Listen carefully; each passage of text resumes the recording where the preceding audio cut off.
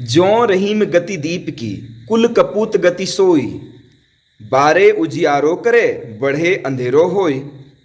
ये कवि रहीम की काफ़ी अलंकृत पंक्तियां हैं। इसमें श्लेष अलंकार का प्रयोग किया गया है। और मैं बता दूं कि श्लेष अलंकार तब होता है जहां पर एक ही शब्द के अन्य अर्थ होते हैं, यानी भिन्न भिन्न अर्थ होते हैं एक ही शब्द के। उस स्थिति में हम कहते हैं कि वहां पर श्लेष अलंकार है। अब इस पंक्ति में कहां पर श्लेष अलंकार है, जरा हम आपको समझाते हैं अर्थ के साथ।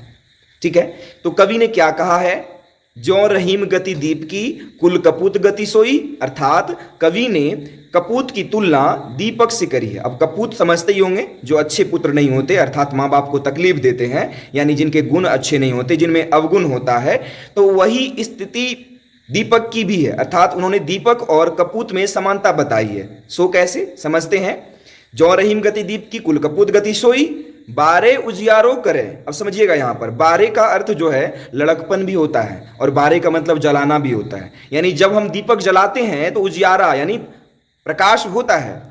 और उसी तरह कपूत जब शुरू में जन्म लेता है वह छोटा रहता है। 12 मतलब लड़कपन होता है, यानी नहीं बोलता है 12 को 12, मतलब छोटा छोटा। जब वो छोटा रहता है, लड़कपन की अवस्था में रहता है, तो वो हमें खुशियां तो जरूर देता है, लेकिन हम आगे बढ़ें, बढ़े अंधेरो हो। बढ़े का मतलब बुझना भी होता है। उसी तरह जब दीपक बुझ जाती है तो अंधेरा हो जाता है। ठीक उसी प्रकार कपूत जब बड़े हो जाते हैं तो वह हमें ही तकलीफ, हमें ही परेशानी पहुंचाने लगते हैं।